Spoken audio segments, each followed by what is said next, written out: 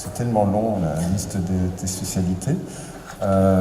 Mais critique de bande dessinée depuis plus de 15 ans pour lire. C'est un des rares universitaires. Depuis 10 ans pour l'histoire. Depuis 10 ans pour l'histoire, un des rares universitaires qui s'intéresse au domaine de la bande dessinée depuis 30 ans maintenant. Et grand spécialiste d'ailleurs, j'avais commencé à...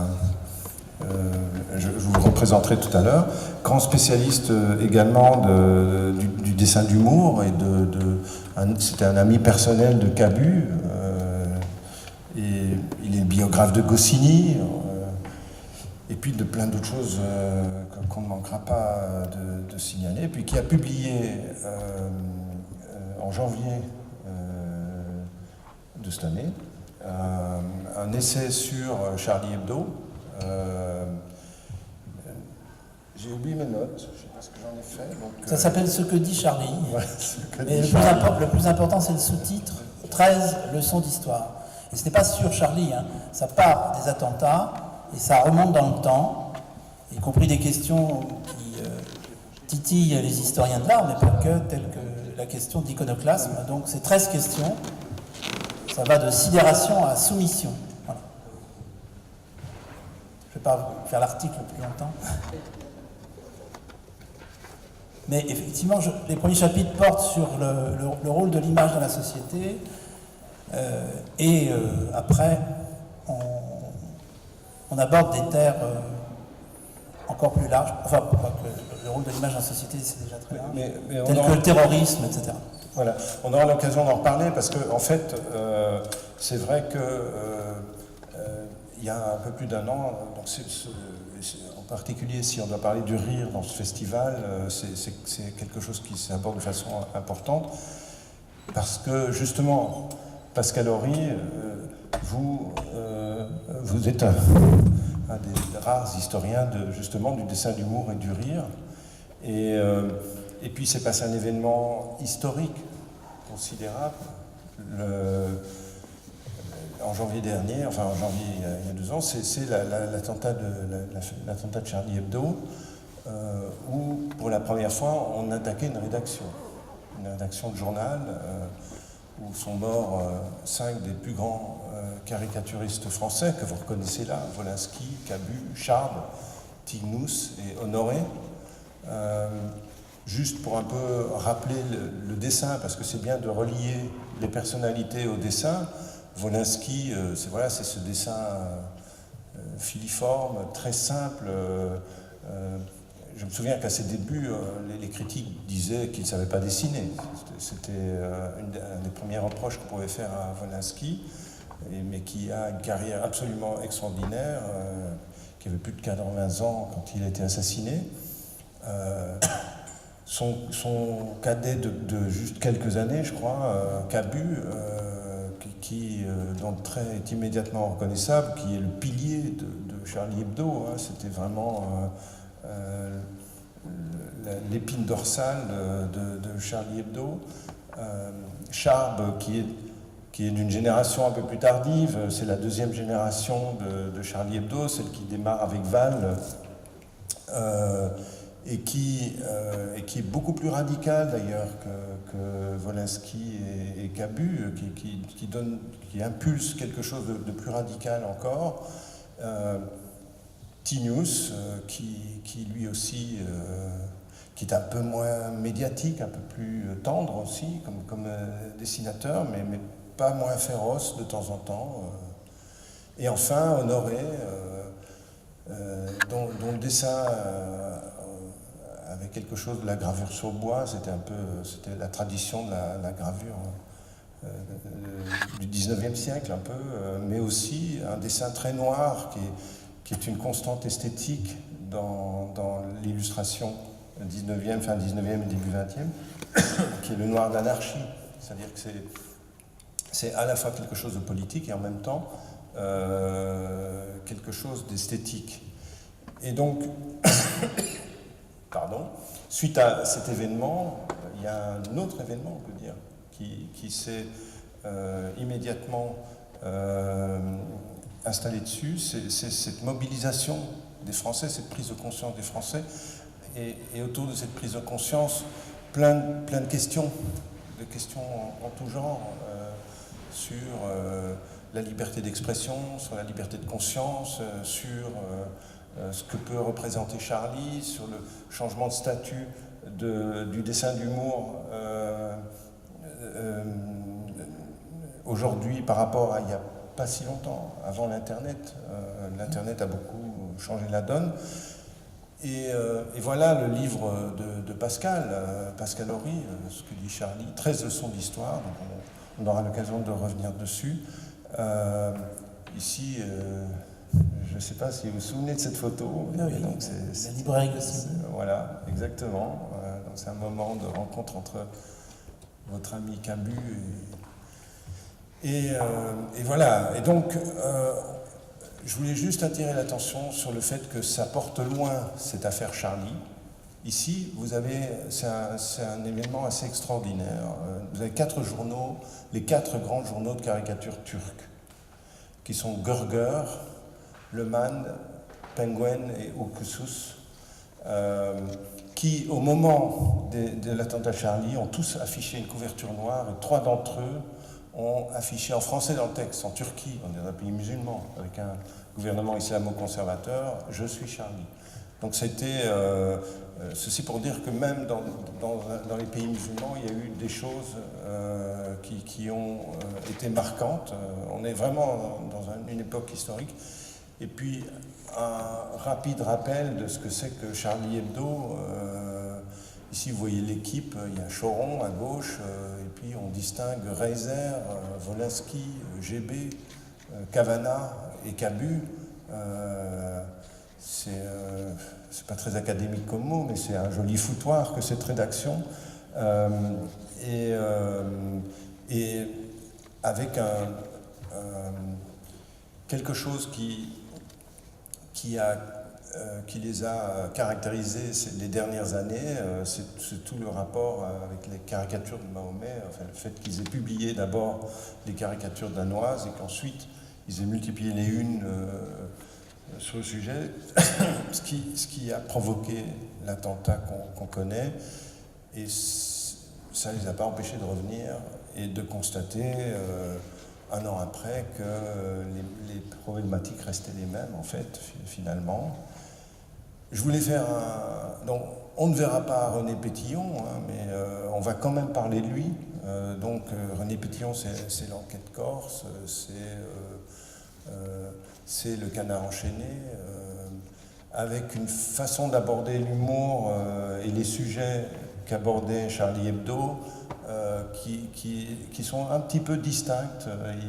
Même si sur la fin il a rejoint Charlie Hebdo,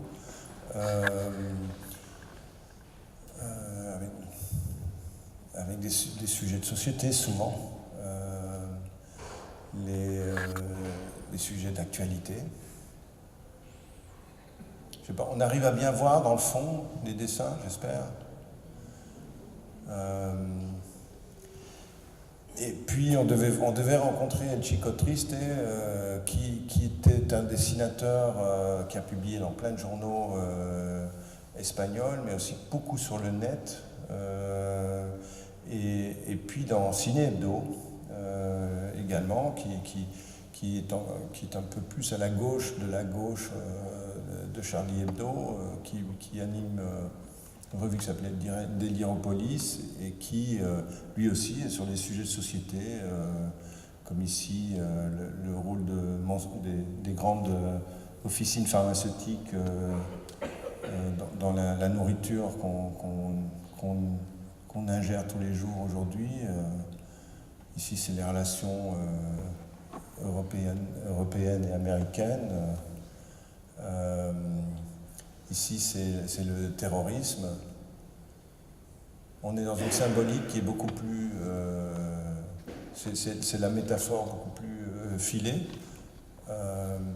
Et puis, une question sur laquelle on reviendra, c'est la question de ceux qui ne sont pas Charlie. Ceux qui sont Charlie, ceux qui ne sont pas Charlie. Et plein de pays ne se disaient pas Charlie. Et puis je voulais faire un petit hommage à Ciné. Comment, Pascal, vous caractériseriez Ciné? Déjà caractériser Ciné, je pense qu'à ses yeux, ça lui aurait profondément déplu, parce que ça voulait dire qu'on le mettait dans un tiroir, avec des ismes, etc. Parce que, bon, le terme libertaire, qui est peut-être moins restrictif que le terme anarchiste, pourrait lui convenir, mais enfin, c'est clairement un radical. C'est un mot qui est ressorti avec sa vraie signification depuis quelque temps, quand on parle de la radicalisation d'un jeune français vers le djihadisme. Bon, on retrouve la racine du mot racine. Donc c'est un radical qui, surtout avec l'âge, ne s'est pas calmé, parce que ça peut se retrouver chez Wolinski ou chez Camus, mais les points de départ de Wolinski et de Camus étaient moins extrémistes que ceux de Ciné. Et Ciné a tenu sur une ligne extrêmement dure, au fond, enfin, raide de dénonciation, en effet, libertaire des institutions, de l'armée, des conservateurs, de l'Église, etc., jusqu'au bout. Mais c'est vrai, en provoquant vers la fin une série de polémiques sur la question de l'antisémitisme, polémiques qui l'ont blessé, mais qui ont fait que l'image de Ciné, au sein même du milieu radical et au sein même du milieu des dessinateurs, a été un peu troublée, parce que moi, j'ai eu l'occasion de rencontrer quelques dessinateurs. Moi, je ne prends qu'un exemple, Johann Sfar, qui avait l'air de considérer que Ciné n'était plus fréquentable, par exemple. Donc, voilà, l'itinéraire de Ciné se traduit par, à la limite, une solitude croissante. Alors, avec le calme des tombeaux, on va certainement revisiter l'œuvre de Ciné. Je ne dis pas qu'il va terminer à la Pléiade, mais en tous les cas, il va y avoir certainement des anthologies. Peut-être qu'on va se calmer sur les valeurs de Ciné. En tout cas, lui, il ne s'est pas calmé jusqu'au tombeau, puisqu'il a fait cette statue qui est sur sa tombe, qui montre un cactus en forme de doigt d'honneur. Il l'a fait en cactus parce qu'il ne pouvait pas faire officiellement un doigt d'honneur dans le cimetière Montparnasse. Voilà. Ce qui est d'ailleurs intéressant, parce qu'on voit ce qui est permis et ce qui n'est pas permis dans une société, quelle qu'elle soit. Ouais. Cela dit, un cactus, ça devait lui convenir quand même. Voilà, et donc, et puis petite notation, quand il y a eu l'attentat, Ciné Hebdo, Ciné Mensuel, a fait la une sur Charlie Hebdo en disant « achetez Charlie », ce qui montre quand même que la rancune n'était pas forcément jusqu'au bout. Alors, voilà, en fait, c'est vraiment le sujet de votre livre. Alors, ce qui me frappe, c'est que d'entrée, vous qualifiez l'événement, un peu comme mai 68, vous dites janvier 15. Pourquoi cette façon de qualifier ce moment historique? Alors, avant d'essayer de vous répondre, Didier, je voudrais d'abord remercier le festival de son invitation. Je voudrais vous remercier d'être arrivé jusqu'ici. Je ne dis pas de votre Belgique, mais enfin presque. Et puis je vais me remercier d'être arrivé jusqu'ici, parce que si je suis là d'une certaine façon, c'est que j'appartiens à une région désastrée et sinistrée qui est encore plus coupée que toutes les autres, ce qui fait que d'une certaine façon, ça m'oblige à rester plutôt dans la région parisienne. Mais bon, pas ça. Donc j'ai moins de mérite, au fond, d'être parmi vous, mais quand même. Donc merci aussi à moi pour être là. C'est vrai que janvier 15, c'était essentiellement dire que l'événement, c'est le premier chapitre, sidération. Moi j'ai été frappé par le lancement de Formule 1. Tout le monde a parlé de sidération pendant quelques temps, donc du coup j'ai pris des notes, parce que pour un historien c'est passionnant.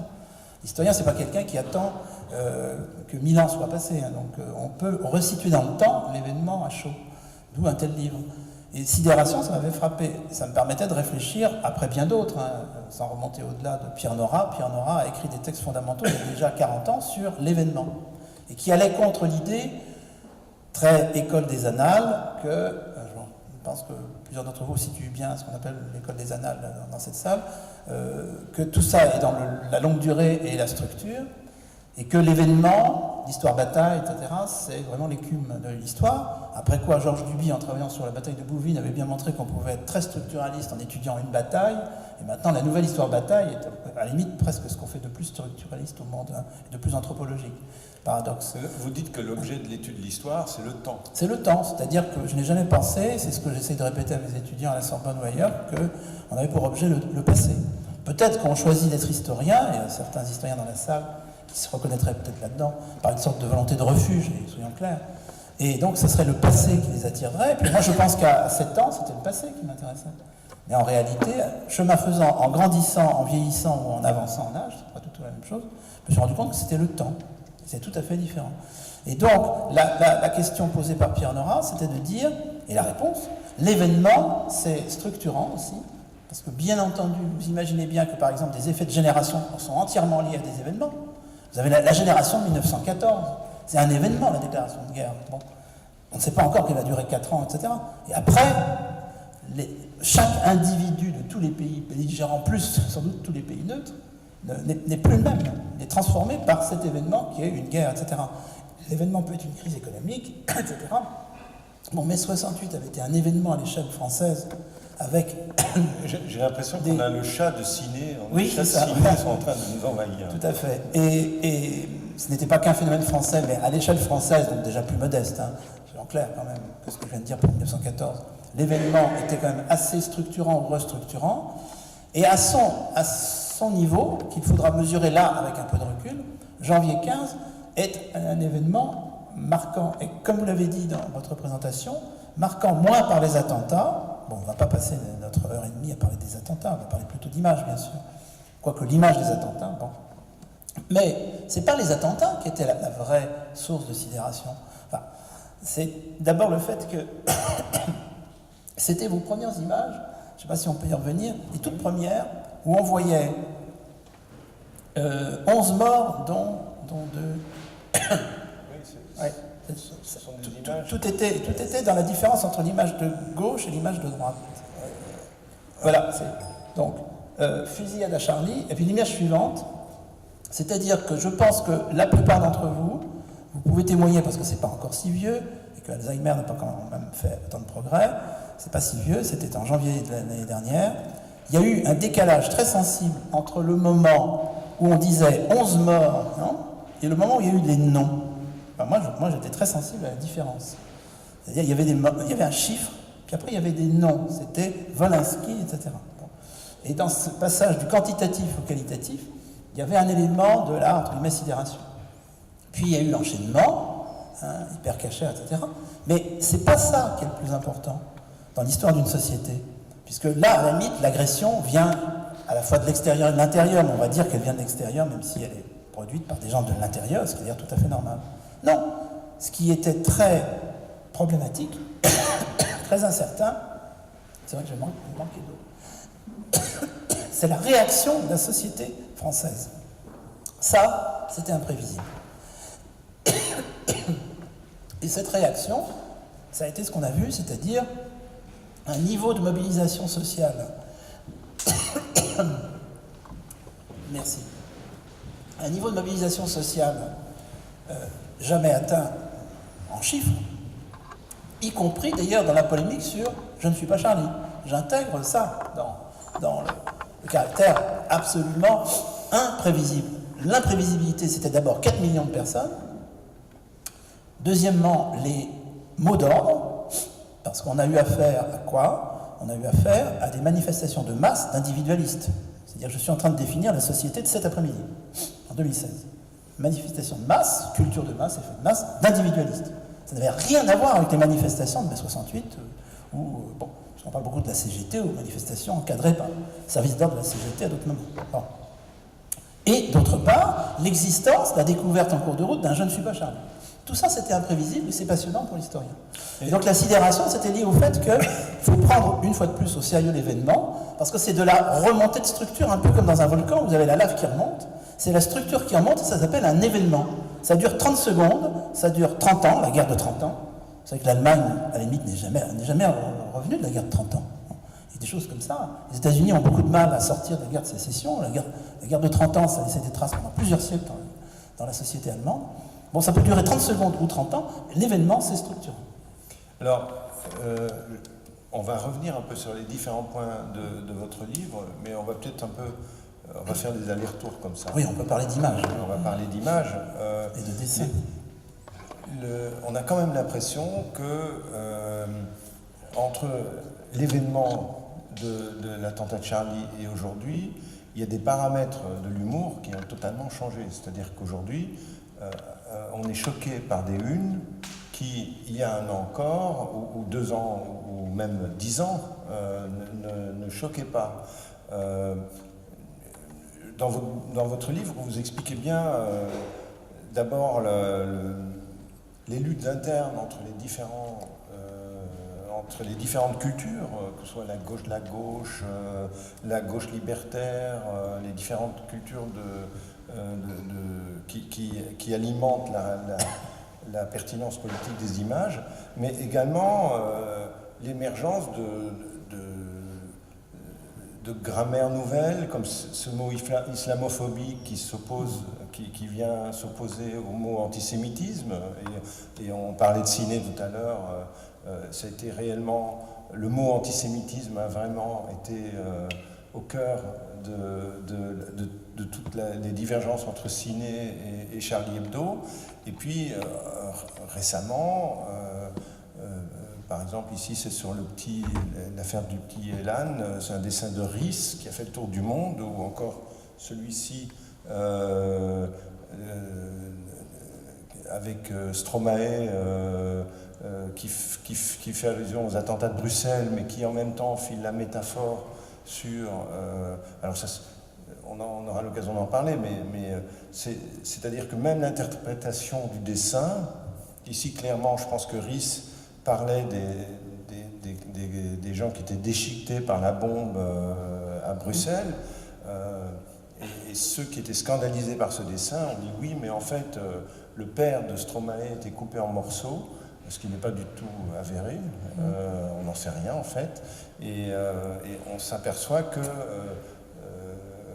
très vite les polémiques aujourd'hui s'agglomèrent autour de Charlie. Est-ce que quelque chose a changé de ce point de vue-là ? Je crois que vous avez donné une piste qui est essentielle. On n'est pas les seuls, tous les deux là, cet après-midi à le dire. Ça a déjà été glosé parce que très vite les analystes de la communication et de l'image ont évidemment sorti leur attirail et ils ont eu raison. Vous avez parlé d'Internet, c'est-à-dire que l'échelle à laquelle se trouve maintenant posée l'image, n'importe quelle image, mais vraiment n'importe quelle image, les images que vous êtes éventuellement en train de tourner là au château de Fontainebleau cet après-midi, ça peut se retrouver sur Internet, c'est-à-dire tout de suite au Kamchatka, au Botswana, et donc brutalement, ça montait depuis, disons, un quart de siècle, parce que là aussi il faut se situer dans la durée, et en ce qui concerne les caricatures, puisque tout a commencé dans le drame de l'année dernière à Copenhague, d'ailleurs pas à Paris, et dans le relais international de Copenhague. Je rappelle qu'il y a eu une réplique au sens sismique du terme à Copenhague, l'année dernière, quelques semaines après Paris, pas l'oublier, et avec les mêmes 2 étapes, l'étape contre les blasphémateurs et l'étape contre les juifs, pour simplifier, pour les infidèles, enfin, ou les dhimmis. Donc, si je puis me permettre, une 3e réplique à Strasbourg, oui. à l'agence, qui lui est un blasphème contre les juifs. Voilà. Mais donc, la relative rapidité avec laquelle il y a eu un changement d'échelle de l'exhibition d'une image. D'une image qui, par ailleurs, alors, 2e dimension, est plus ou moins, disons, radicale.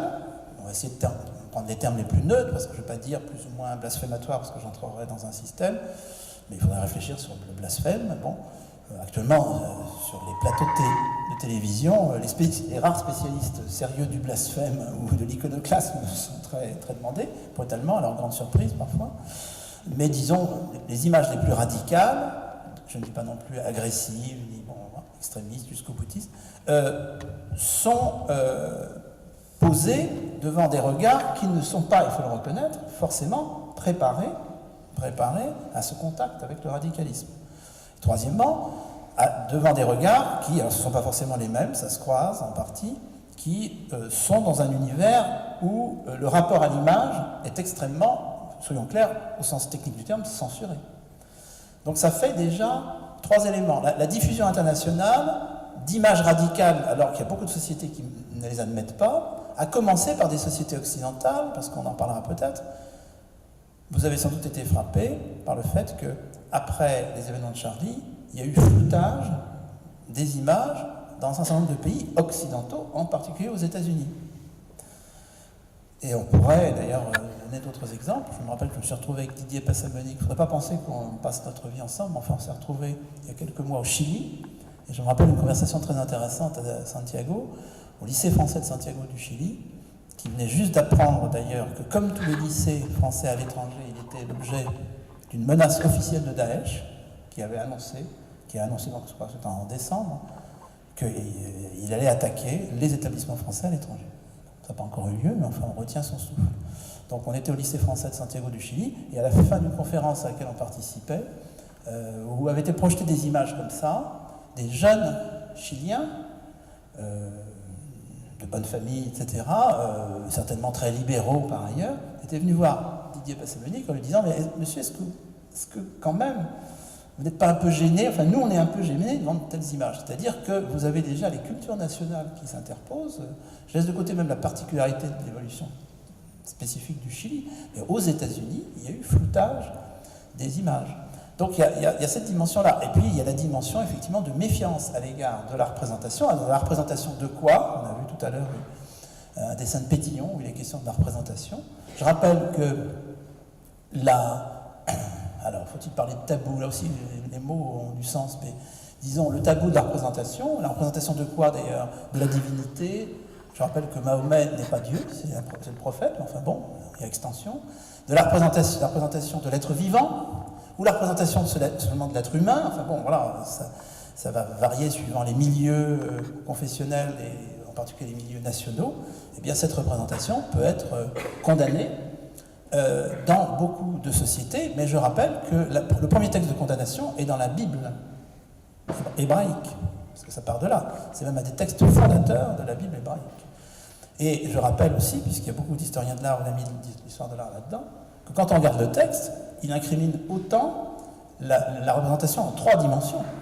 Le texte originel met très clairement en avant l'icône concurrente, et même la possibilité d'ériger effectivement d'autres statues, en particulier d'autres sculptures, d'autres effigies, voilà, pour prendre le terme général, que celle du vrai Dieu, qui lui est irreprésentable. Ça part de la Bible hébraïque, ça passe à une partie du christianisme. Je rappelle que le protestantisme s'est construit sur une tendance iconoclaste assez forte, et après, la diversité protestante a rejoué, ce qui fait que maintenant, et qu'il y a régulièrement des tendances iconoclastes au sein de l'Église catholique.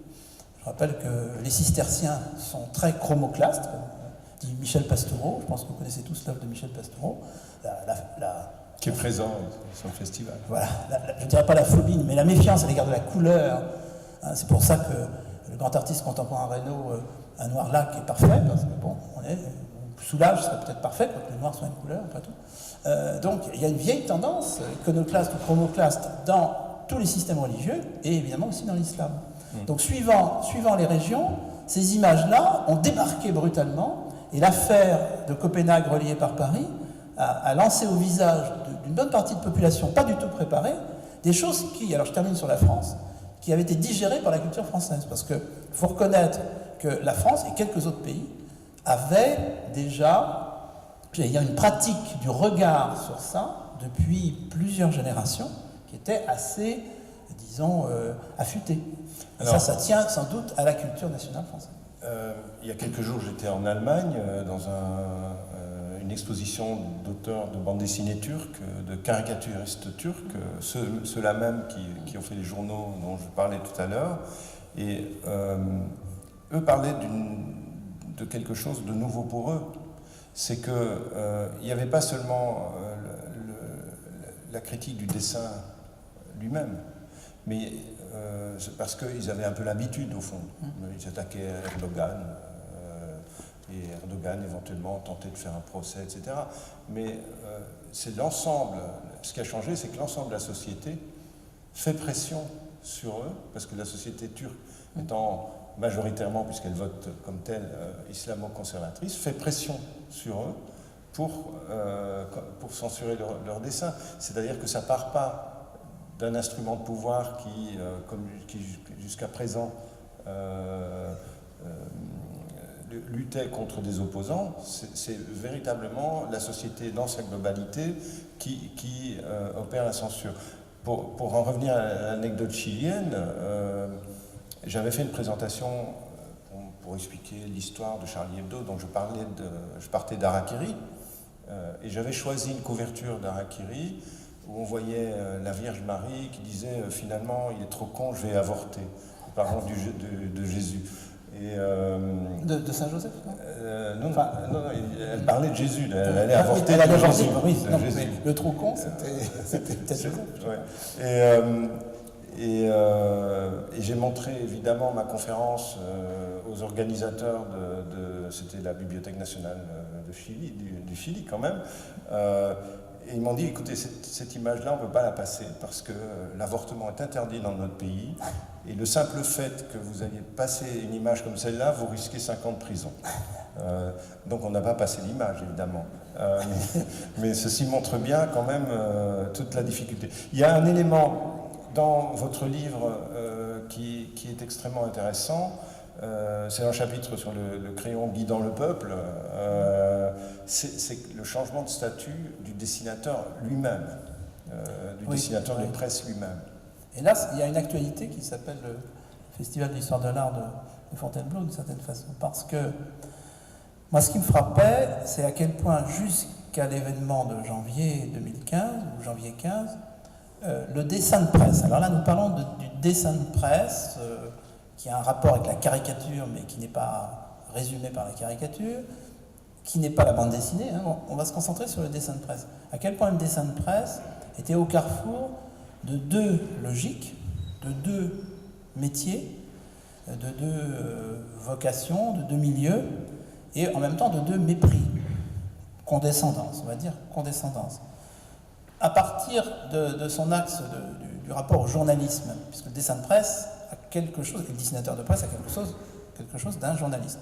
Il est d'une certaine façon un éditorialiste à sa manière, un chroniqueur à sa manière, parfois un reporter à sa manière, etc. Eh bien, il était clair qu'il était en bas de la hiérarchie, puisque la hiérarchie maintenait quand même une noblesse aux formes non iconiques. Bon. Alors certes, on voit bouger les repères. Par exemple, le développement, depuis une demi-génération, presque une génération, du reportage en bande dessinée. Parmi les signes de la respectabilisation de la bande dessinée, il y en a beaucoup. La présence de la bande dessinée au Louvre, chaque année, sous la forme de la publication d'un album, etc. Bon, il y a plein de signes à travers le monde, mais il y avait cette présence désormais d'un reportage de bande dessinée. Si vous lisez 21, vous voyez, après je fais allusion. Mais quand même, vers le bas de la hiérarchie jusqu'en janvier 2015. Et en ce qui concerne, alors c'est encore plus clairement l'enjeu ici à Fontainebleau, chaque année, en ce qui concerne la hiérarchie des arts plastiques, le dessin de presse, c'était vraiment tout ce qu'il y avait de plus en bas. C'était du dessin, pas de la peinture, pas de la sculpture, etc. C'est lié à la presse, donc c'est dans le reproductible, c'est dans le multigraphié. Ça joue sur, puisque cette année la thématique est le rire, ça joue sur le comique. Alors, sans vous citer Umberto Eco, bon, clairement, le comique, on ne peut pas dire que tous les clercs soient absolument convaincus de l'importance du comique. Et quand je dis clercs, ce sont les clercs religieux ou les clercs laïcs. Bon, il est évident que proposer des sujets à l'université sur le dessin de presse, c'est moins légitimement qu'un sujet sur les élections sénatoriales. Les élections sénatoriales, ça c'est du sérieux. Le dessin de presse, bon, on vous concède cette petite plaisanterie en passant, mais enfin revenez aux choses sérieuses, revenez aux élections sénatoriales. Voilà. Donc, les dessinateurs de presse, me semble-t-il, et ça c'était pas forcément dit parce qu'il y avait une sorte de discours unanimiste dans ces deux milieux, les journalistes s'aiment tellement tous, les artistes s'apprécient tous, bien sûr que non, et bien sûr qu'il y a des hiérarchies. Donc le dessinateur de presse était quand même très très bas. La preuve, parmi 10 000 autres, le journal Le Monde n'a intégré, vous le savez, qui était très iconoclaste, vous savez, l'absence d'image, sauf publicitaire parfois. Dans Le Monde, jusque dans les années 1970, c'est très intéressant, il ne faisait que suivre le journal Le Temps, etc. dans sa longue histoire.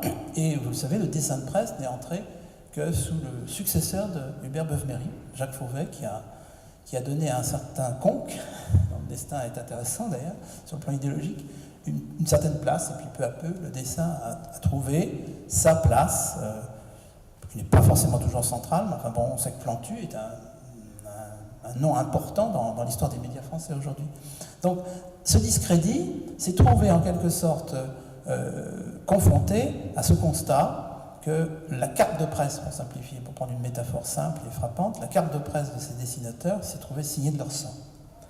Et les dessinateurs eux-mêmes, bon, les journalistes, les artistes de certaine façon ont été saisis, et d'où le fait que dès le mercredi soir, place de la République, j'en ai été témoin, le hasard faisait que j'étais dans le quartier, des crayons ont été brandis, puis ensuite des crayons métaphoriques, d'énormes crayons en carton, etc.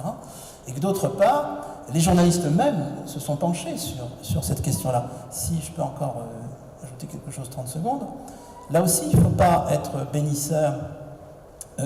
Harakiri mensuel, les années 60, Choron, etc., n'était pas très bien considéré dans les milieux de la presse. C'était un journal vulgaire, un peu compromettant pour l'ensemble de la presse. Clairement vulgaire, d'ailleurs. Voilà. Et à la fin des années 60, sort de Harakiri mensuel, qui continue à apparaître pendant un certain temps, Harakiri hebdomadaire, Hebdo Harakiri, etc. Et là, on a senti un petit changement de regard parce qu'il se mettait à faire, entre guillemets, de la politique, plus explicitement. Il faisait du vulgaire, presque du pipi-caca, il faisait de la politique. Et puis, alors, suprême distinction, Légion d'honneur, la censure. Et là, les journaux se sont dit, ah bon, les gens de ce qui devenait Charlie Hebdo, bon, on peut peut-être les prendre en considération. Mais il faut penser à ça, hein, parce qu'au départ, ils étaient extrêmement méprisés dans les milieux des médias. Bref, il y a eu cette constatation que le dessinateur de presse pouvait payer de sa vie cette importance qu'on ne lui reconnaissait pas forcément dans les deux milieux confondus. J'ajoute que, dernière remarque, c'était accablant. Didier Passoni connaît mieux encore le milieu des dessinateurs de presse et de la bande dessinée que moi. J'ai croisé quand même un certain nombre de dessinateurs dont je ne dis pas qu'ils sont entrés dans la dépression, quelques-uns oui, on le sait, enfin qui se sont trouvés écrasés sous la responsabilité qu'on leur faisait porter.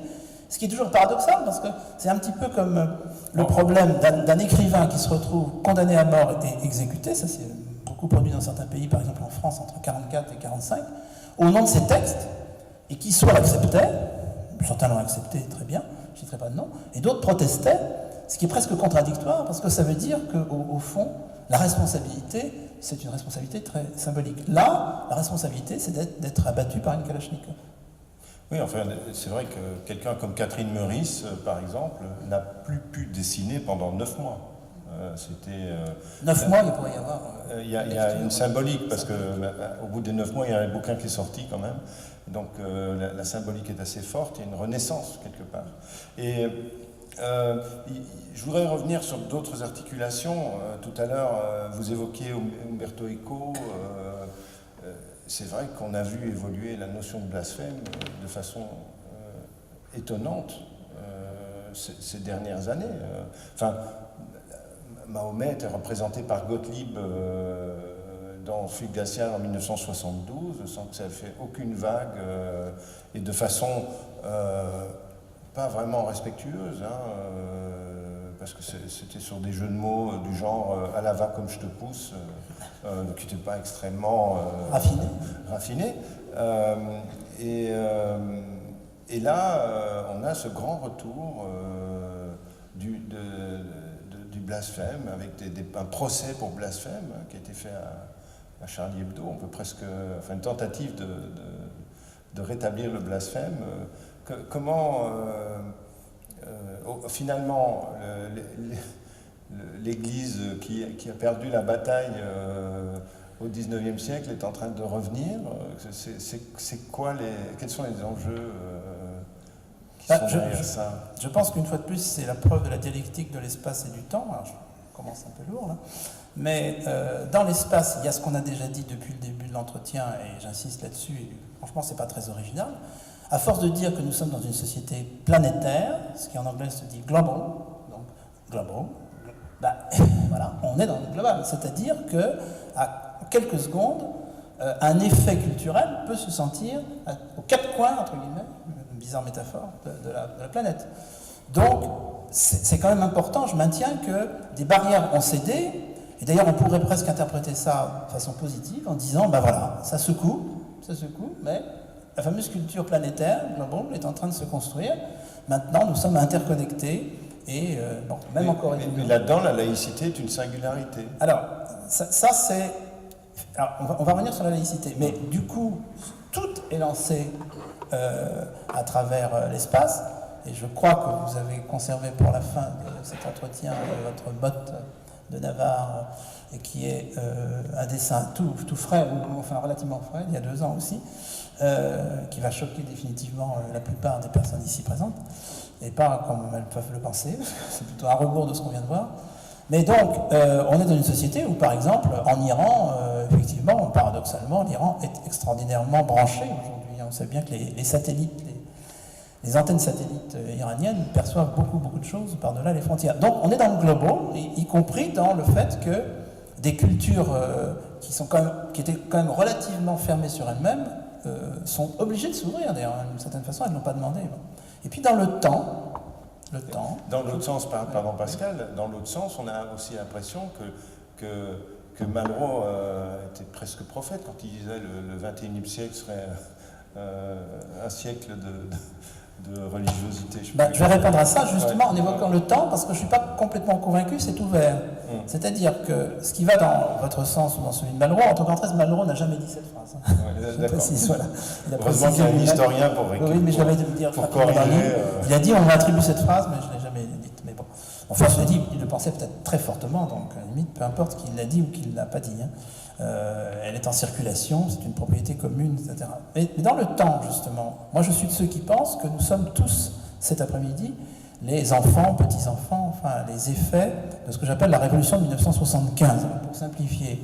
Au milieu des années 70, vous avez la fin d'un grand train trentenaire. Alors en France, ça s'appelle les 30 Glorieuses, Forestier, etc. Mais il y a l'équivalent des 30 Glorieuses ailleurs, c'est pas franco-centré. Vous avez une grande tendance, disons, progressiste. Bon, on voit bien ce qu'il y a dedans, et en particulier sur le plan culturel, un culte de l'avant-garde. Ça se termine comment ? Eh bien, par ce moment de bascule du milieu des années 70, où on sent bien que tous les indicateurs culturels, mais aussi géopolitiques, mais aussi économiques, s'inversent. On pourrait parler d'un révisionnisme général, je ne vais pas faire la liste, ça nous éloignerait un peu du sujet. Ce qui nous en rapproche, c'est que dans cette révolution de 1975, du milieu des années 70, vous avez entre autres la victoire de Khomeini. À partir de ce moment-là, en termes géopolitiques, l'islam, qui bien sûr n'a pas disparu des pratiques quotidiennes, s'invite dans la géopolitique. Et vous pourriez d'ailleurs suivre la bibliographie de l'islam, elle explose à partir des années 80, 90, 2000, c'est-à-dire l'Occident découvre l'islam. Alors que bien entendu, il y avait des médiateurs depuis le Moyen-Âge, c'est pas la question, mais le changement de statut est évident. Et à partir de ce moment-là, dans une société qui révise ces dogmes des 30 Glorieuses, avec entre autres l'idée de la révolution laïque, socialiste, etc., éternelle, la ressource religieuse devient possible. Le meilleur exemple de ça, c'est ce qui se passe en Palestine, encore aujourd'hui, encore cet après-midi là aussi, où à la place de ce qu'était le Fatah, qui était dans la logique laïque, socialisante, qui donne des parties basses, etc., vous avez maintenant le Hamas.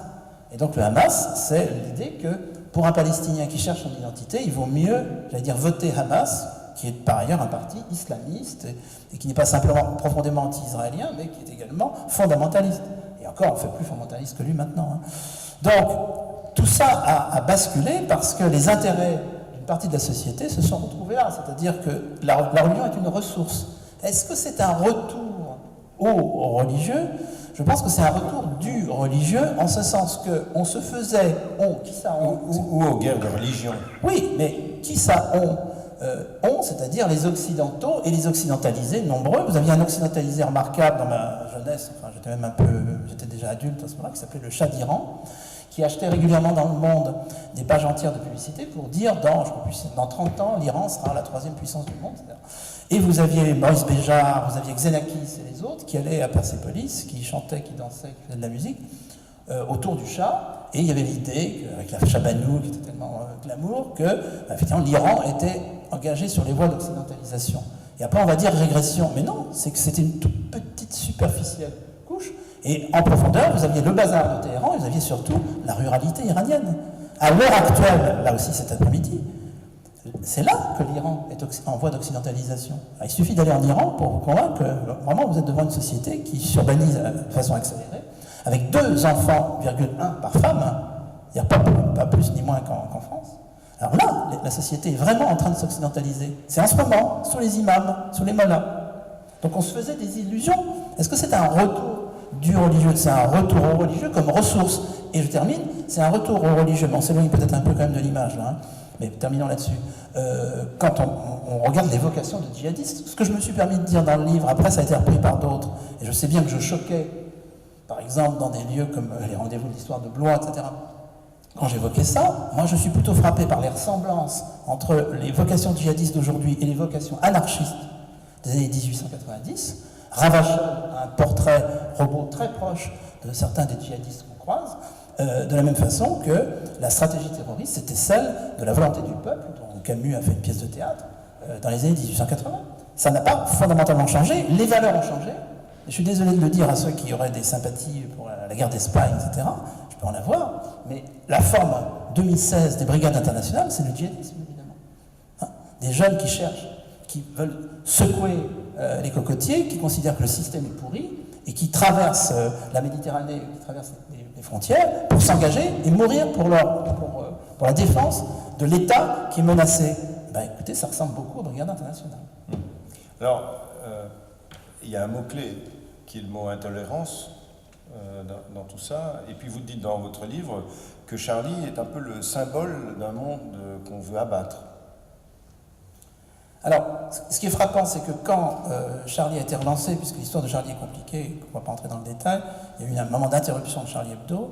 Quand Charlie a été reconstitué autour de Philippe Vann, qui à son tour a été exfiltré à un certain moment, la société anonyme qui s'est constituée pendant plusieurs années s'est appelée Kalachnikov Société Anonyme.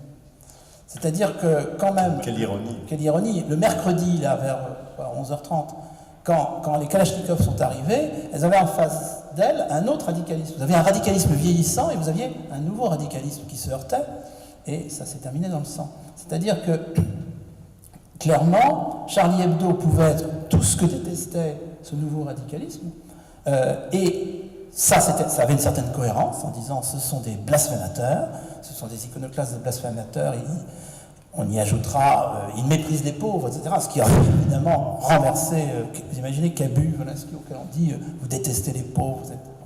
Et puis vous êtes quasiment des chrétiens, vous êtes des croisés. On va dire ça à Cabu, c'est un croisé. Bon. Donc ça, c'est ce qu'on appelle le malentendu, sauf que ça se termine dans le sang, ça ne se termine pas par une paire de baffes, mais par des morts. Hein. Bon.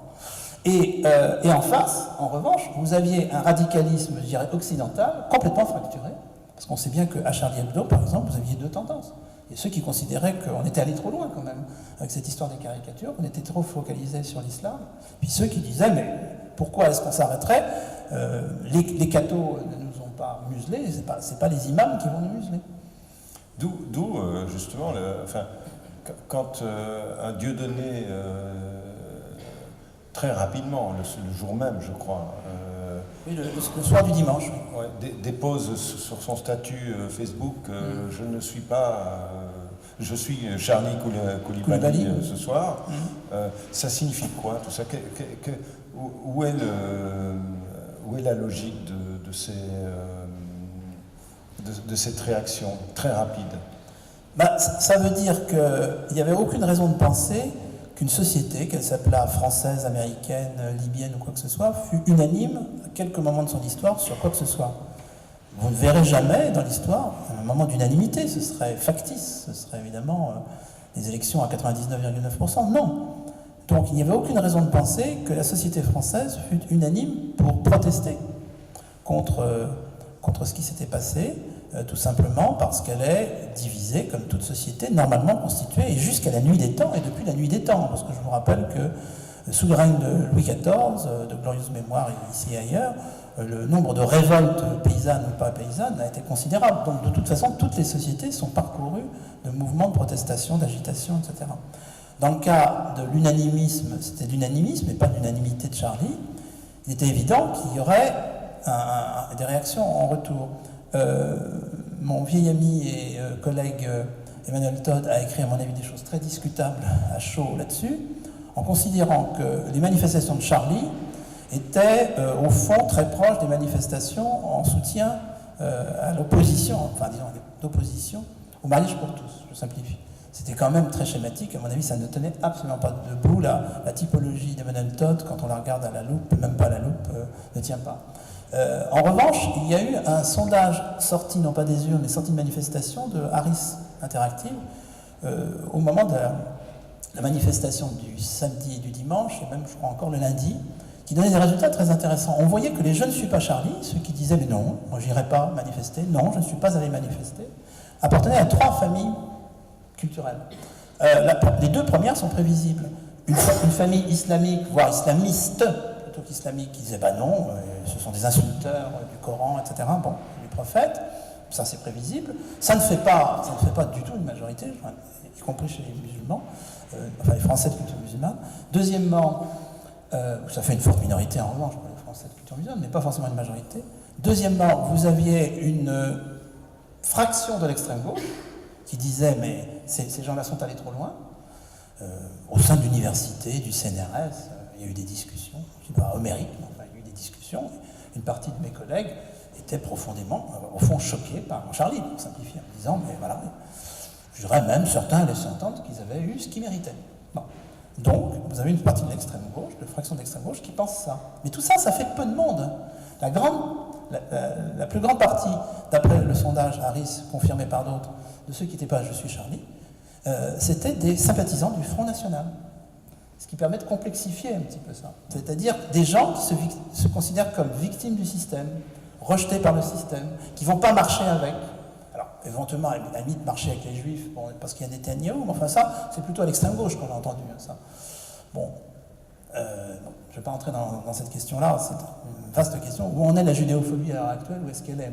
Mais en tous les cas, tout ça se confond. On aura l'occasion d'en reparler tout à l'heure. Tout ça se confondant, il est clair que les Je ne suis pas Charlie pouvaient se retrouver dans un discours anti-système. Et on retrouve là Dieudonné. Je réponds à la question sur Dieudonné, c'est-à-dire que Dieudonné était une forme de cristallisation que je qualifie d'ailleurs d'artistique. Je vous signale que la profession de Dieudonné, c'est artiste. Vous pouvez ne pas être d'accord, c'est artiste.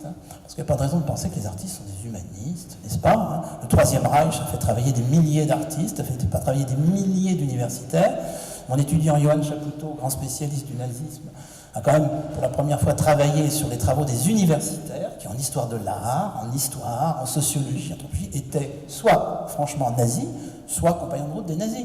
Donc, qu'on arrête le petit violon consistant à dire que la culture est spontanément humaniste. Bien sûr que non. Bien sûr que non.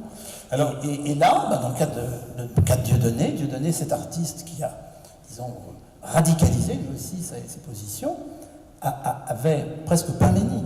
Parce qu'il ne s'est pas forcé pour dire ça. Il le dit d'une certaine façon. Je suis Charlie Koulibaly, il le dit bien avant l'existence de Koulibaly.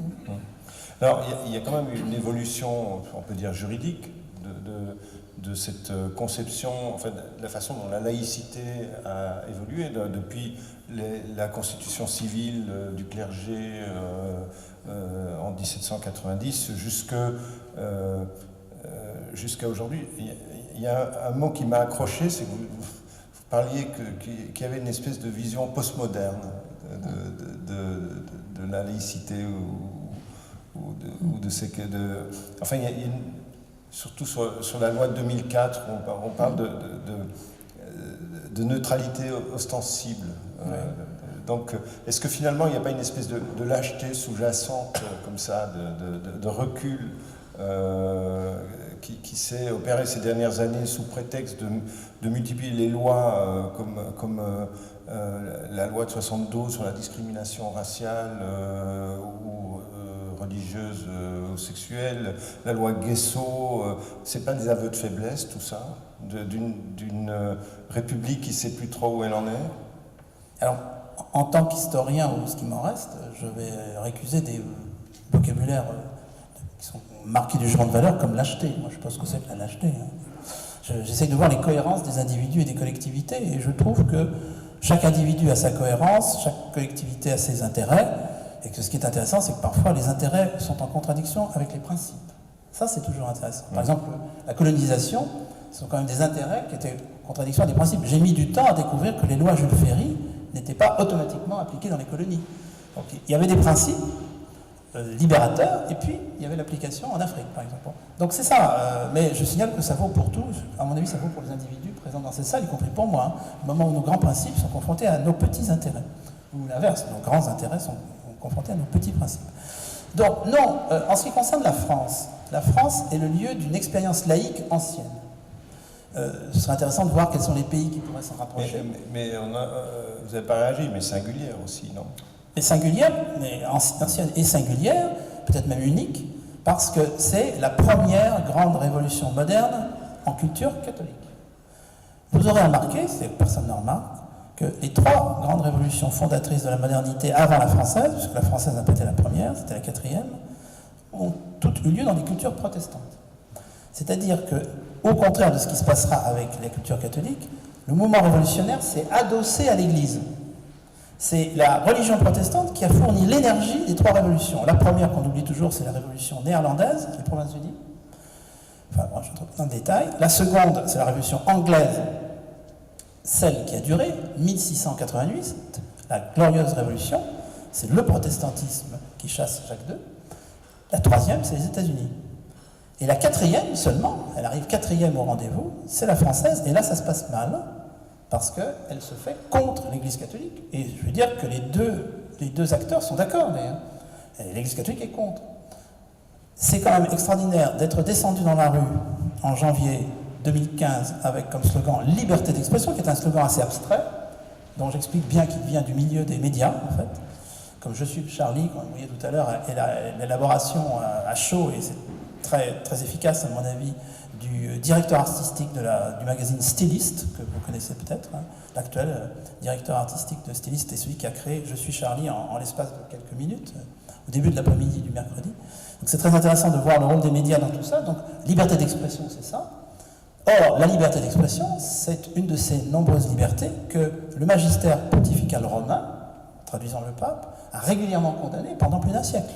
Vous avez des textes tout à fait clairs disant que... Qui continue. Enfin, le pape a récemment fait une sortie sur... Oui, mais enfin, malgré tout, à partir de Jean XXIII, accéléré par Jean-Paul II, qui avait d'autres objectifs géopolitiques en tant que Polonais, etc., face au communisme, la notion de droit de l'homme a été intégrée dans, j'allais dire, le corpus.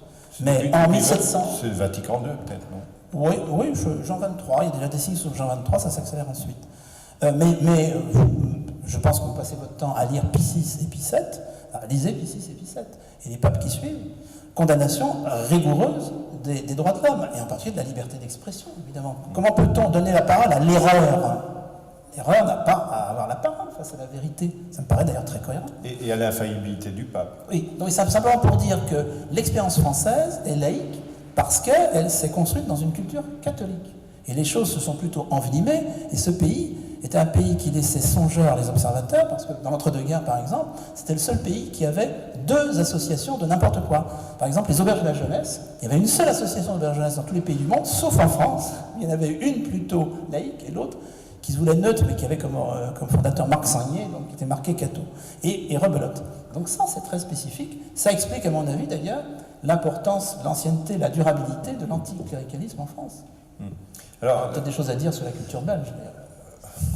On peut dire beaucoup de choses sur la culture belge. Alors, je voudrais parler de... Il y a deux ouvrages qui ont eu énormément de succès dans ces moments-là. Enfin, c'est le traité de la tolérance sur la tolérance de Voltaire. De Voltaire. Alors, quel est le sens Enfin, il y a plusieurs choses un peu symboliques. Il y a soumission aussi. Oui. Et puis cette place de la République qui est redevenue un symbole fort, puisque la Nuit debout se trouve à l'endroit même où il y a une espèce de mausolée Charlie qui est installé à demeure, pour ainsi dire, aujourd'hui. Quel est le sens de ces symboles comme ça Alors, si on commençait par la fin, je dirais que la place de la République, c'est la preuve que les sociétés ont toujours besoin, pour tenir, de symboles. Hein. Le symbole, le symbolon, c'est un signe de reconnaissance. Donc ces signes de reconnaissance sont très nombreux. Ça va de l'emblème au rituel en passant par le monumental. Et on a tout eu là. On a eu renaissance, réactivation. Regardez le drapeau tricolore. C'est de l'image, hein, si c'est de l'icône, ça. Donc emblème visuel, emblème oral, en quelque sorte le slogan. Le slogan, ça vient du celtique, via Walter Scott. Et c'est le cri de ralliement des clans écossais, donc la Marseillaise. Et effectivement, la place de la République, c'est la rencontre de l'emblème, du monument, qui préexistait d'ailleurs, avec toute une histoire très intéressante, savoir pourquoi on avait érigé sur cette place-là, à quel moment, sous la Troisième République, quel statut, bon, passons, il y avait beaucoup de choses à dire, enfin je passe rapidement dans le livre, et finalement un rituel, avec les manifestations de janvier, et jusqu'à Nuit debout, effectivement. Donc, on voit bien comment toutes les sociétés, à tous les moments, regardez Daesh, se construit son système symbolique. Daesh a son système symbolique, ses emblèmes, ses hymnes, etc. Bon, c'est tout à fait fascinant. Et contrairement à toute une idée suivant laquelle, bon, ne serait-ce que dans la logique individualiste, non. Il y a des moments de collectivité, d'individualiste. C'est d'ailleurs même ces symboles qui réunissent des populations très différentes, d'Afghanistan à la Syrie. Oui, oui, tout à fait. Alors pour remonter à Soumission ou à Voltaire, là il s'agissait de dire la culture au sens large, en l'espèce la culture littéraire, c'est une ressource aussi pour une société.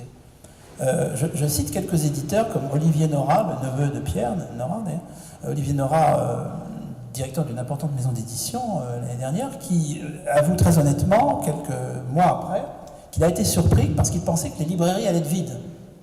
Or, je pense que vous avez fréquenté pour la plupart les librairies en 2015, elles ont été plutôt pleines. Ça a été une excellente année, l'année 2015, à la surprise générale. J'ai de côté le discours sur le déclin du livre, mais là, en l'espèce, l'une des ressources de la société française, ça a été de se précipiter sur des livres, de lire sur tous les sujets, sur l'islam, ou de lire Houellebecq d'ailleurs. Hein, et ça, c'est tout à fait intéressant. Quant à Voltaire, c'est encore plus pointu, mais ça signifiait que face à la question de l'intolérance, du fanatisme, le mot fanatisme était un mot obsolète, très à la mode au XVIIIe siècle, complètement obsolète chez nous ces dernières années. Face à ces problématiques qui étaient réactivées dans le sang, effectivement, la ressource Voltaire pouvait apparaître comme une ressource intéressante, presque symbolique.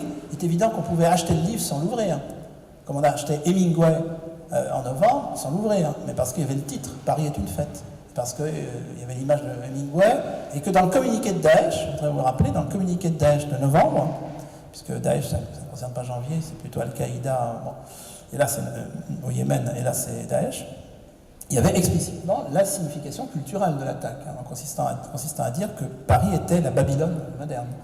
Tout ça n'est pas quand même très ancien, ça se passe au mois de novembre dernier, même pas encore un an.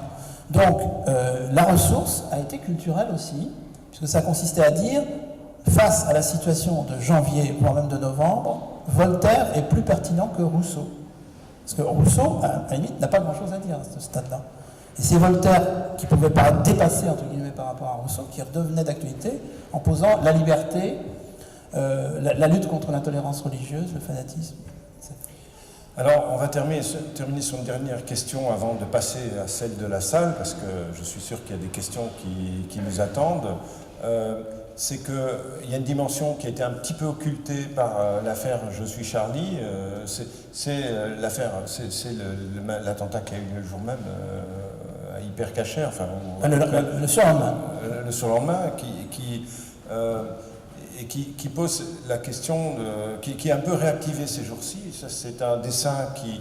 Ça, je suis pas sûr que beaucoup de personnes dans la salle l'aient déjà vu, ce dessin. Ça vient de sortir, j'ai envie de dire, parce que c'est le dessin... c'est un dessin qui a gagné le prix du concours du dessin antisémite, le deuxième concours lancé par l'Iran, plus exactement la maison de caricature de Téhéran, mais qui est financée par la municipalité de Téhéran. Et donc, il a fait un concours de dessin antisémite, et le premier prix a été remis à un Français qui s'appelle Zéon, qui est connu pour avoir fait la seule BD jamais scénarisée par Dieudonné et Soral. Et donc ce dessin, il est très symbolique, et il montre que du côté des antisémites, il y a également des dessinateurs qui ont la puissance de Charlie Hebdo. Il y a une espèce comme ça de corps à corps symbolique. Donc pour décrire l'image, parce que ceux du fond de la salle ne vont pas trop bien la voir, donc on voit une caisse sur laquelle, sur le tiroir, il est marqué « Show à business ». Sur la partie supérieure du dessin, c'est une évocation du bâtiment principal de Auschwitz. Le compteur de la machine de la caisse comptabilise 6 millions, qui est le nombre de juifs qui sont morts dans les camps. Sur les touches, on les voit à peine. On peut lire Loi Fabius Gesso. Et enfin la clé, j'arriverai jamais à prononcer correctement le nom, mais la clé qui ouvre et qui ferme la caisse d'ailleurs qui est pleine de dollars. Oui, de dollars. De dollars. Et d'ailleurs, pour parenthèse, le dessinateur a gagné 12 000 dollars pour ce dessin. Et donc, cette clé est marquée du nom de Bainbrit, qui est en forme d'étoile de David. Ouais, qui est une association de défense juive assez radicale. Alors, qu'est-ce que ça vous évoque, ce dessin-là, sachant que, par ailleurs, on a en cours de route, un peu oublié, Hyper Cacher, alors qu'il y a eu des répliques, aussi bien au Danemark qu'en Alsace, avec toutes ces tombes qui ont été profanées quelques jours après l'attentat de Charlie. Alors, je ne vais pas lancer quelques secondes les prises de parole par le public dans la société, on a beaucoup parlé là. Je vais lancer le débat sur le statut de l'antisémitisme dans les sociétés occidentales aujourd'hui. D'ailleurs, je suis de ceux qui auraient tendance à dire avec Taguieff plutôt judéophobie, parce que si on est technique, antisémitisme, c'est absurde. Alors, tout le monde comprend antisémitisme, sauf que je rappelle qu'antisémitisme, ça devrait intégrer toutes les cultures sémitiques. Bon, disons judéophobie, c'est peut-être plus clair. Donc ça, c'est un vaste problème, savoir est-ce que la France a réagi comme pouvaient le penser les humanistes au moment de l'affaire Mera, par exemple, Toulouse. Bon, ça, c'est une vaste question. Moi, ce que je constate, puisqu'on parle ici d'histoire de l'art, c'est que nous avons affaire à un dessinateur plutôt jeune, plutôt techniquement talentueux, peut-être d'ailleurs un peu compliqué. Moi, si je rendais sa copie, je dirais que je ne donnerais pas 18/20, ce brave homme, parce que c'est un peu complexe quand même, c'est un peu chargé comme signification. Mais enfin, c'est pas un nul, hein, techniquement. Et ça me permet de faire remarquer que, bien entendu, il n'y a aucun lien entre la qualité, disons, formelle, on ne serait peut-être pas le mot d'esthétique, parce que c'est un vaste problème, bien que l'esthétique soit une invention du siècle des Lumières, 1850. Enfin bon, il n'y a pas de rapport, évidemment, entre la qualité formelle d'un artiste, c'est un artiste, et le caractère humaniste de ses engagements. Je suis toujours prodigieusement agacé, enfin en tous les cas amusé, par le discours de l'artiste standard, disant, une fois de plus, c'est ce que je disais à propos du Troisième Reich tout à l'heure, que, bon, effectivement, l'art est forcément une source de rapprochement entre les peuples, d'irénisme, de progressisme. Mais non, mais bien sûr que non, et jamais, ça n'a jamais été clairement ça. Vous avez aussi ça. Pour prendre l'histoire du dessin de presse et de la caricature raciste au sens large, alors raciste, est omniprésente, avec des dessinateurs dont on peut dire que ce sont entre guillemets de grands dessinateurs. Sinon, de toute façon, on ne passerait pas son temps à se prendre la tête en disant mais alors Richard Wagner, mais alors Céline, etc. Et où est le problème? Il faut être vraiment dans un platonisme un peu élémentaire pour penser que le beau, le bien et le vrai sont associés. Voilà. Moi, c'est ce principal constat que je fais. Pour le reste, est-ce que c'est annonciateur? Je ne suis pas sûr. Il faut vivre dans une société globale, dans une société de tribus. Donc nous sommes tribalisés culturellement. Je parle pas de la France, je parle du monde. Et nous sommes dans l'international, le planétaire. Il faudra vivre avec la juxtaposition d'une infinité de cultures, dont celle-ci. Après, est-ce qu'il y a des moyens de sanction? Vaste problème. Je rappelle qu'aux États-Unis, le premier amendement fait que peut-être que ça ne serait pas sanctionné. Je ne sais pas, je ne suis pas juriste, mais en fonction du premier amendement, après tout. Donc, vaste problème, et qui dépasse les frontières de ce petit pays qui s'appelle la France. Hein. Franchement, ce n'est pas une question franco-française. Il se trouve que l'artiste est français, et ça, je pense qu'il y a une qualité de l'école graphique française qui n'est pas niable, mais enfin ça dépasse les intérêts de la France. Personnellement, je terminerai sur une anecdote qui ne concerne que moi. Je me suis retrouvé un jour dans un procès il y a très très longtemps, où ressurgissait le passé, c'était très tendance à l'époque, on est dans les années 80, le passé collabo d'une personne illustre. Bon, j'étais témoin, j'étais un des rares témoins du côté des investigateurs, parce que la personne se défendait très bien en mettant en avant beaucoup d'autres témoins de valeur pour dire que non. Et ce que j'avais découvert en prime, c'est que cette personne, qui était un grand, disons, intellectuel, un grand professeur, etc., était l'ami intime d'un jeune dessinateur, donc on est à Fontainebleau, histoire de l'art, donc on termine sur le dessin, d'un jeune dessinateur qui allait devenir un très grand dessinateur de l'après-guerre, mais qui a commencé collabo, antisémite, anti-anglais, anti-zazou, anti-tout, mais en particulier antisémite. C'est un très grand dessinateur, donc il faut vivre avec ça. Juste une petite anecdote, c'est le deuxième concours, et lors du premier concours, les Israéliens ont réagi. Et ils se sont dit le meilleur moyen c'est d'en rire, ils ont fait leur propre concours de dessin antisémite. Et dans le jury, il y avait Spiegelman ou le grand dessinateur israélien Uri Fink. Donc bon, ceci pour dire qu'on peut parfois dégoupiller ce genre de... de toute façon, je pense qu'en termes de stratégie, là, toutes les stratégies sont possibles. Alors on va passer aux questions de la salle. Est-ce que, j'espère que vous avez des questions à poser à Pascal Horry? Oula, tout a été dit? Non. Ah, attendez. Je voudrais revenir, non, c'est pas la peine, pas de micro, il y a une acoustique formidable dans les églises. Oui. Revenir sur l'emploi du mot blasphème. Il me semble que le mot blasphème ne s'applique qu'à quelqu'un qui appartient à la religion et qui remet en cause cette religion qui la dénonce. Donc on ne peut pas accuser les gens de Charlie de blasphème. Ils ne sont pas musulmans. Écoutez, je ne suis C'est pas... le sens du mot exact. Je ne suis pas théologien, mais je constate, en tant qu'historien, en revanche, je ne suis pas du tout théologien, je le répète, qu'à partir du moment où vous appartenez à une culture, disons, on va peut-être pas dire totalitaire, mais en tous les cas totalisante, vous considérez que les valeurs qui sont les vôtres, je suis en train de vous parler de la Restauration, par exemple, des années 1820, où Charles X a tenté de rétablir une loi sur le sacrilège. On n'était pas loin. 1822. Oui, qui a été à peine appliquée, et puis après est arrivée la chute de Charles X, le dernier roi de France, et sous le roi des Français, qu'on a représenté en forme de poire, ça c'est toute notre affaire, on est parti dans une autre direction, parfois même un petit peu anticléricale, assez vite sous Louis-Philippe. Mais donc, il y a une sorte d'ambiguïté qui tient au fait que vous, monsieur, vous avez un raisonnement, je dirais, laïque, et vous avez un raisonnement libéral, à savoir, mais le blasphème ne vaut qu'à l'intérieur d'un système. Simplement, vous vous adressez parfois à des personnes, alors, vous remontez dans le temps, vous vous adressez à des contemporains de Charles X, ou vous vous adressez aujourd'hui à certaines personnes à travers le monde qui vous disent que non, on est dans l'absolu, on ne peut pas accepter votre relativisme, et que ce blasphème doit s'appliquer même aux non-croyants. Et ça sera votre version contre la leur. Oui, c'est vrai que n'en restait qu'un aspect vous êtes tout à fait du mot blasphème. Vous êtes tout à fait cohérent, mais eux sont cohérents aussi. Vous savez, Jean Renoir a dit une phrase terrible, sous sa simplicité presque niaise, dans La règle du jeu. C'est lui-même qui l'a dit, en plus, costumé en ours, sous le nom d'Octave. Il dit, il y a quelque chose de terrible dans la vie, c'est que tout le monde a ses raisons. Alors, le problème, c'est de savoir quand les raisons se traduisent par des kalachnikovs.